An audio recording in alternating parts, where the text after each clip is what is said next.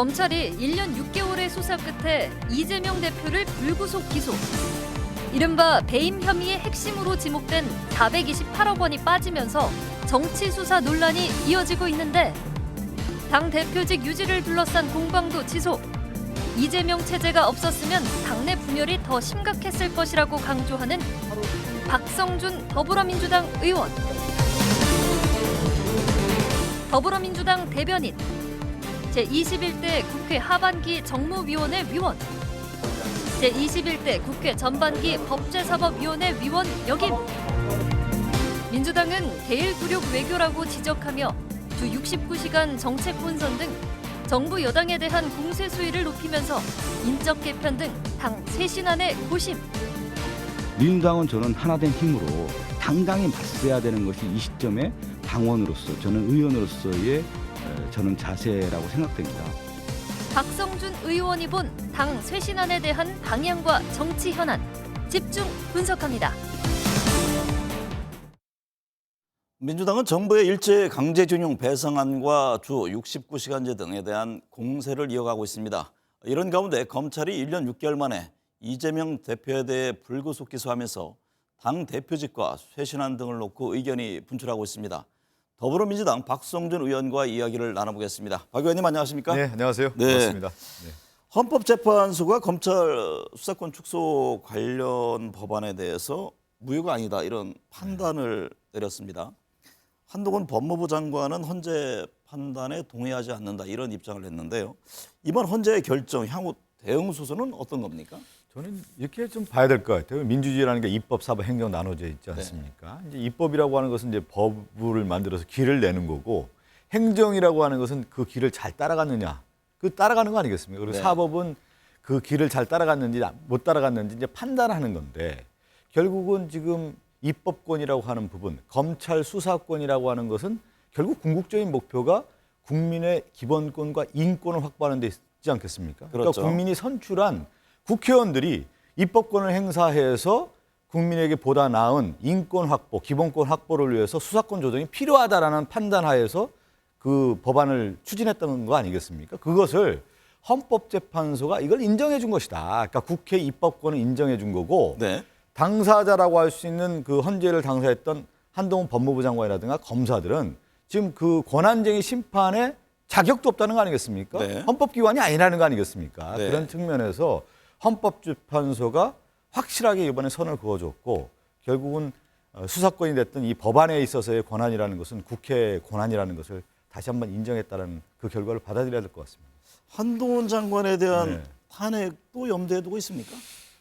거기까지는 아닌 것 같고요. 네. 저는 이제 한동훈 장관 이제 쭉 보면서 지금 이번이 이제 윤석열 정권의 검사 독재 정권이나 민주당이 이제 규정하고 있지 않습니까? 네. 그러면 왜 검사 독재 정권이라고 하겠습니까?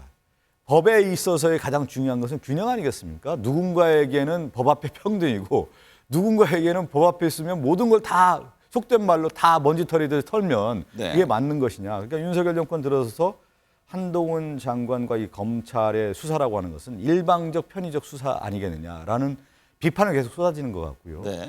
또 한편으로는 이번에 정순신 국가수사본부장과 관련해서 그 인사검증단의 단장이 한동훈 장관 아닙니까? 네. 그리고 당시에 중앙지검에서 한동훈 장관도 같이 일했다는 거 아니겠습니까? 2018년도에. 네. 그러니까 인사검증을 할 때 보면 제대로 알면서도 못한 거 아니냐라는 네. 의혹의 이제 시선에 있는 인물이고요. 이번에 다시 또 검찰 수사권 조정과 관련해서 이건 그 위법한 시행령으로 이것을 초법적 시행령으로 추진하는 당사자가 한동훈 장관이기 때문에 네. 저는 민주당 입장에서 사퇴한다라고 하는 부분을 주장을 하는데 저는 탄핵까지는 아직은 아닌 것 같고요. 탄핵을 가려고 하면 강력한 어퍼컷이라든가 네. 스트레이트가 돼야 되는 건데 거기까지는 아니고 이미 이제 한동훈 장관은 권투로 얘기하면 여러 잽을 맞고 있는 상황이다. 이게 네. 누적된 상황이 지금 한동훈 장관의 모습이 아니냐 이렇게 네. 판단하고 있는 겁니다. 관련해서요. 무소속 민영배 의원의 민주당 복당제 네네. 얘기가 나오고 있잖아요. 이에 대해서는 어떻게 보세요? 이번에 이제 검찰 수사권 조정과 관련해서 법사위에서 이제 민영배 의원이 그것은 이제 그 민영배 의원의 판단에 의해서 결정을 하고 추진한 거 아니겠습니까? 네. 그것을 저는 민영배 의원의 어떤 정책 결단이라고 좀 보는 거 보고요. 이제 복당과 관련해서는 여러 절차가 있는 것이죠. 이제 민영배 의원이 신청을 하고 또 지도부가 이제 결정하는 거 아니겠습니까? 네. 근데 아직까지는 공식적으로 지금 논의된 바는 없는 것이 지금 민주당의 상황이다 이렇게 네. 말씀드리겠습니다. 검찰이 대장동 개발 관련 등에 대한 수사를 시작한 지 1년 6개월 만에 네네. 이재명 대표에 대해서 불구속 기소했습니다. 이제 법원의 시간이 된 셈인데 먼저 이 대표에 대한 검찰의 기소는 어떻게 보셨나요? 이건 뭐 답정 기소 검찰이 이재명 당대표를 기소할 거라고 하는 것은 예측했고 또 네. 예측 가능했고 그 예측대로 지금 다 드러나고 있는 거고요. 저는 이렇게 좀 봐야 될 것 같아요. 이제 이 윤석열 정권 들어서 검찰이 이제 수사를 무리하게 하고 있다라는 거에 대해서는 검찰의 이제 탄압이 이어지고 있다라는 것은 일관되게 이제 민당이 주장을 하고 있는데 검찰의 수사 내용 중에 하나 보면요. 언론에 이제 흘려주지 않습니까? 보면 검찰의 그 언론 플레이라는 게 분명히 있는데 네. 그동안에 이재명 당대표가 대장동 일당에게 무슨 약정을 받은 것처럼 그 428억 원이라는 금액까지 다 특정을 하지 않았습니까? 그러면서 핵심이었죠. 핵심적인 사안이다. 범죄 혐의를 입증하는 사안이라고 그렇게까지 얘기를 했는데 결국은 공소장에 428억이라고 하는 그 기소 내용이 뭐가 있습니까? 들어가 있지도 않고 실제 그리고 공익 환수라고 하는 부분에 있어서는 당시에 이재명 대표가 경기도지사 나갈 때 이 네. 부분도 대법원에 다 판결 나온 거 아니겠습니까? 그런데 그 내용을 인정하지 않은 상태에서 기소 내용으로 포함했다는 거 보면 검찰이 무리한 수사하고 스스로 오히려 허위사실을 유포한 것 같은 내용으로 지금 입증되고 있는 것이 네. 검찰의 수사의 방향이 아니겠느냐 이렇게 보고 있는 거죠. 네. 네. 검찰의 기소 이후 이 대표에 대한 그 네. 당직 유지를 둘러싼 논란이 지금 이어지고 있습니다. 당헌 80조죠. 기소 시 당직을 정지한다는 내용인데 이게 정치적 탄압에 해당이 돼서 예외 결정을 했습니다. 근데 비명계 일각에서는 이게 이번 결정에 대해서 문제 제기를 하던데 관련해서는 어떻게 보고 계세요? 이제 우리나라가 민주화가 되고요. 절차적 네. 민주주의를 넘어서 이제 실질적 민주주의가 됐기 때문에 우리가 이제 실질적 민주라고 하는 것은 결국 이제 법치주의의 정착 아니겠습니까? 그래서 다 이루어진다라고 생각했고 그런 면에서 민주당의 당원 단규도 80조를 아마 그렇게 내요. 기소만 되더라도 이제 당무가 정지됐다라고 하는 조항을 넣었을 겁니다. 네. 그런데 어느 날 보니까요. 윤석열 정권 들어서서 이 퇴행적 법치주의가 있는 거예요. 그러니까 검찰이 기소권을 남용하고 있다라고 하는 부분에 대해서는 아마 많은 언론인들도 그렇고 민주당은 당연히 그렇게 생각하고 있고요. 네. 그런데 상황을 보니까 이재명 당대표의 무리한 수사로 기소가 될 거라고 하는 부분에 대해서 이제 생각을 했던 거고 또 이재명 당대표뿐만 아니라 민주당의 많은 인사들에 대해서 검찰의 무리한 수사가 진행됐습니다. 그러면서 퇴행적 법치주의가 있는 상황에서 그렇다고 하면은 무리한 기소, 정치 탄압에 의한 기소가 됐을 경우에는 당무위원회에서 이걸 네. 다시 한번 판단해 볼 여지가 있지 않느냐라고 하는 것이 80조 사망을 넣은 겁니다. 네. 그래서 이번에 이재명 그 당대표가 당원에도 명시가 돼 있죠. 있는 거죠. 당원 네. 단계에 명기가 돼 있고 1조는 80조 1항은 기소가 됨으로써 당무가 정지된다는 조항이 있고 사망은 뭐냐면 정치 탄압일 경우에는 이 1항이 적용이 되지 않는다라고 하는 것을 당무위원회에서 결정할 수 있다라는 내용입니다. 네. 그렇기 때문에 저는 객관적 판단 기준이라고 하는 부분에 있어서 당무위원회뿐만 아니라 민주당의 많은 의원들이 이번에 검찰의 이재명 당대표에 대한 수사뿐만 아니라 기소는 정치 탄압이다라고 하는 것을 규정한 것이고요. 네. 거기에 따라서 판단한 것이다 이렇게 보고 있는 겁니다. 당 네. 쇄신 방안으로요. 그 인적 쇄신 얘기가 예. 나오잖아요. 지금 뭐 일단은 지명직 최고위원 또 대변인단 교체 등의 얘기가 나오는데 사무총장이 어떻게 되냐 많은 관심들이 있지 않습니까? 네. 당 인적 쇄신에 대한 폭 어느 정도로 예상하고 있습니까? 저는 이제 대변인이면서 네. 인적 쇄신이라는 용어를 쓰더라고요. 근데 보통 정당사를 보면 총선 전에 6개월이나 1년 전에 보통 당직을 개편하면서 총선을 준비하죠. 그런 이제 시점도 와 있었던 것 같고요. 네. 그리고 민주당이 이제 검찰의 수사를 받다 보니까 위축된 면도 분명히 있었습니다. 왜 네. 그러냐면 정치라고 하는 것은 공세와 수세가 있는 건데 지금 민주당 전체가 이제 수세의 국면에 있었던 거거든요. 그러면서 이것은 이제 하나의 방향 전환으로서의 보다 나은 인적인 당직 개편을 통해서 준비를 하자라고 하는 여론도 있었습니다. 당의 네. 여론이 있었던 것이죠. 그것을 이제 준비하는 차원에서 나왔던 것 같고, 자 그런데 이제 당의 살림이라고 할 수 있는 사무총장 같은 경우 매우 중요한 자리 아니겠습니까? 네. 그런 측면에서는 당 대표와 저는 같이 가야 된다고 하는 방향이 보이는 거고요. 네. 다른 당직은 좀 더 열어놓고 우리가 얘기하는 이제 광폭 행보라든가 또 여러 비명계도 있다고 하면 비명계도 당직에 대한 고려라든가 이런 것들은 좀 해볼 수 있는 여지가 있는 것이죠. 네. 예. 당 중진 의원들이요. 예. 과격 행동을 멈추자는 그런 취지의 2023 버스에서 내려와 이 운동을 제안했던데요. 이게 강성 지지층 또 비명계에 대한 일종의 중재 노력의 일환이 아닌가 이런 해석들을 합니다. 근데 이른바 개딸로 대표되는 이 강성 지지자들에 대해서 이재명 대표가 이 내부 공격을 멈춰야 한다 이런 호소를 한 바가 있잖아요. 근데 당 중진들의 외침이 어떻게 보고 계세요? 저는 이제 우원식 의원님을 비롯해서 이제 당 사선 의원들 중심으로 10명이 이제 모아서 이러한 이제 특히 과도한 공격이죠. 쉽게 얘기하면 네. 그것이 민주당의 기본 가치도 아닐 뿐만 아니라 우리가 얘기하는 민주주의라든가 어떤 가치에 있어서의 그러한 것은 결국은 민주당이 가야 할 길이라는 게 분명히 있지 않습니까? 네. 그랬을 경우에 그것이 오히려 당의 분열의 요소가 되는 것이다라고 하는 판단이 있었던 것 같고요. 네. 그것도 이제 당연히 이제 이재명 당대표도 그렇다고 하면은 지금의 가장 중요한 것은 내부의 공격이 아니라 윤석열 정권의 공격의 단일 전선을 형성해서 대오를 형성해서 네. 맞서야 되는 상황 아니냐라는 측면에서 사선, 삼선 중진 의원들이 같이 의견을 모았고 네. 당대표도 거기도 이제 호응한 것으로 알고 있습니다. 네. 예. 정부 일제 강제준용 배상안 네. 또 한일 정상회담을 둘러싼 논란이 이어지고 있는데요. 민주당도 대일 외교를 비판하는 내용의 장외 집회 네네. 참여하고 있잖아요. 예, 예. 저도 어제 참석했었습니다. 아, 어제 다녀오셨나요? 예. 주 69시간제 문제라든가 그 민주당이 보는 문제의 핵심은 뭡니까?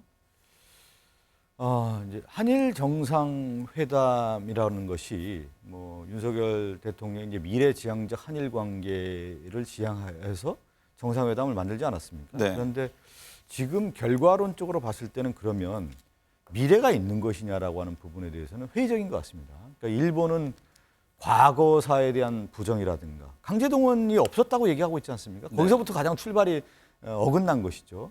그리고 가장 중요한 쟁점이라고 할 수 있는 국가의 3요소라고 할 수 있는 국민주권 영토에서 영토에 대한 부분, 독도에 대한 부분까지도 일본이 상당히 자기들의 땅이냐 이렇게 얘기하고 있는 상황에서 그런 측면에서 한일 관계가 미래지향적으로 갈 수 있느냐에 대한 회의적 시각이 분명히 있는 것 같고요. 네. 또 하나는 협상의 그 단계를 봤을 때 준비가 상당히 부족했다라는 거와 전략 부재 이런 것들이 드러났다는 것이죠. 네. 제가 그런 얘기를 좀 드렸습니다.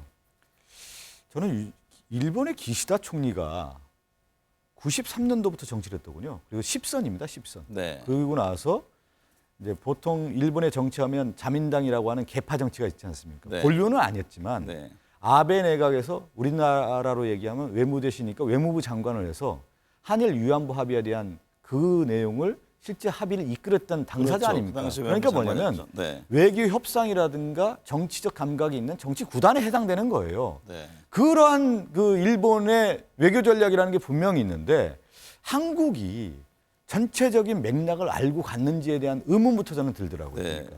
그런 면에서 윤석열 대통령뿐만 아니라 외교 라인에 실패 아니겠느냐라고 좀 규정을 하고 있고요. 69시간도 마찬가지입니다. 저는 준비 부족, 소통 부족, 노동 시간에 대한 전반적인 세계 정세에 대한 흐름 이런 것들을 제대로 못 읽고 섣부르게 내는 정책이 아니겠냐 이렇게 보고 있습니다. 박홍근 원내대표가요. 한일 네. 정상회담과 관련해서 국정조사 추진을 검토하겠다라는 입장을 냈는데 당론으로 정해서 추진할 방침입니까? 지금 이제 일단은 정치적으로 국정조사를 추진해야 된다는 얘기를 했고요. 네. 이런 이제 얘기가 나왔고 보통 그렇게 대표가 얘기하면은 의원들이 이제 의견을 모으지 않습니까? 네. 이제 의견을 모으는 과정 중에 어떤 것들이 있냐면 당연히 대변인 브리핑도 나가는 거고 상임위원회가 있지 않습니까? 그렇죠. 그러면 외통위원회라든가 그 상임위원회에서 현안지를 통해서 과연 한일 정상회담이 우리가 얘기하는 외교 프로토콜을 제대로 지키면서 제대로 된 정상회담을 준비했느냐에 대한 것들을 나오지 않겠습니까? 네. 그런 것들을 하나하나 짚어가면서 부족했다고 하면은 국정조사를 통해서 더 밝힐 필요가 있다. 그러니까 네. 뭐냐면 한국에서는 이렇게 얘기를 하는데 일본이라든가 일본 경제산업상이라든가 일본 관방장관이 얘기하는 내용이라든가 일본에서 언론에서 얘기하는 내용을 보면은 실제 한국에서 주장하는 내용과 너무 다르지 않습니까? 네. 독도 문제라든가 특히 후쿠시마 오염에 의한 오염수 문제라든가 그리고 수산물 수입에 대한 얘기를 우리나라는 언급하지 않았다고 하는데 일본에서는 얘기를 했다는 거 아니겠습니까? 지금 얘기를 들어보면 네. 행간의 의미를 보면은 그러한 것들이 과연 그러면 정상회담에서 어떻게 된 거냐? 국민들의 의혹의 시선으로 바라보고 있기 때문에 그러한 부분은 국정조사가 필요하다라고 저는 원내대표가 얘기한 것 같고요. 네. 그것이 이제 공론화 과정에 있는 것이다. 이렇게 볼 필요가 있는 것이죠. 결정이 된 건 네. 아니고 진행 중이다. 진행 이렇게? 중이다 봐야 네. 되는 거죠. 네. 여야 이게 선거제도 개편과 관련해서요. 국회 정개특위가 마련한 세 가지 안 가운데 국회 전원위원회 심의를 거쳐서 단일안을 채택해 합의 처리하기로 했는데 민주당은 이 선거제 개편과 관련해서는 어떤 입장입니까? 근데 이게 선거제 개편을 좀 정확하게 몇 가지만 좀 구분을 해보면 그림이 다 나오거든요. 이제 첫 번째는 저는 지금의 국회의원 정수가 300명 아닙니까? 네. 300명을 유지할 거냐 아니면 더 늘릴 거냐. 그건 뭐 유지하기로 다 합의된 거 합의가 아니겠습니까? 된 그 거죠. 부분에 대한 것들은 이제 먼저 접근이 네. 되는 거고요. 두 번째는 그러면 위성정당의 문제를 어떻게 할 거냐. 그러니까 네. 연동형 비례대표제의 문제에 의한 위성정당이 지난 21대 총선에 등장을 했단 말이에요. 네. 이거에 대해서는 위성정당이 잘못됐다라는 거에 대해서 이제 개정을 그것도 해야 된다라고 이론이 하는 없죠. 것에 다 이제 네. 다 모아졌단 말이에요. 그럼 이제 하나가 나온 겁니다. 뭐냐면 그러면 비례성의 강화. 그러니까 사표 방지 아니겠습니까? 비례성의 강화를 위해서 어떻게 할 거냐. 그러니까 첫 번째는 도농복합형. 그러니까 서울이나 이 수도권 같은 경우는 중대선거구제를 도입하고 농촌 같은 경우는 소선거구제를 하는 반면에 비례성의 강화라는 측면에서 그러면 정당의 득표율에 따라서 비례의원을 배분할 것이냐. 네. 라는 부분이 하나 남아 있고요.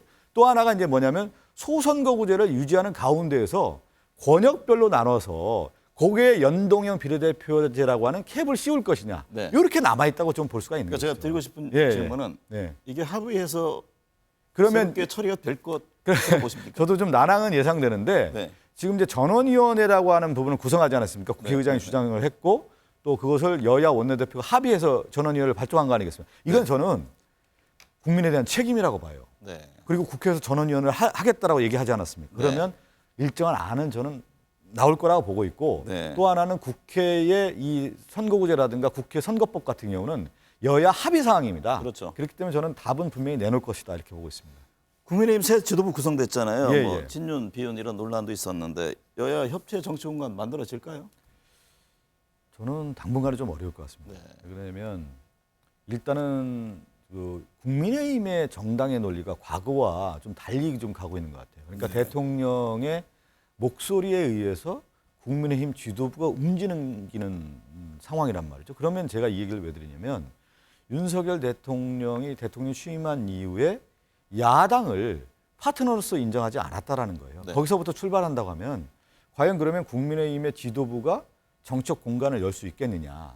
그렇지 못할 가능성이 크다라는 거고요. 네. 그런 반면에 저는 이재명 당대표가 대선 과정에 있었던 여야 공약이 공통 경향이 있지 않습니까? 네. 이런 것은 이제 국민을 위해서 추진해야 되는 거고 저는 또 하나가 지금 경제가 비상시국 상황이기 때문에 범시민 비상경제회의를 구성을 해서 경제 위기를 좀 대처하는 것이 마땅한데 그것은 누가 먼저 가야 되냐면 여당이 책임지고 이것을 이끌어가야 되는 건데 네. 그러한 정치적 공간을 여당의 지도부가 만들어야 되는 것이다. 네. 보고 있습니다. 외교 안보에는 여야가 따로 없다는 말을 많이 하는데요. 현재 대한민국 정치 현실은 그렇지 못합니다. 도대체 어디에서 문제가 비롯된 것일까요? 안타깝습니다. 오늘 함께해 주셔서 감사합니다. 예, 감사합니다.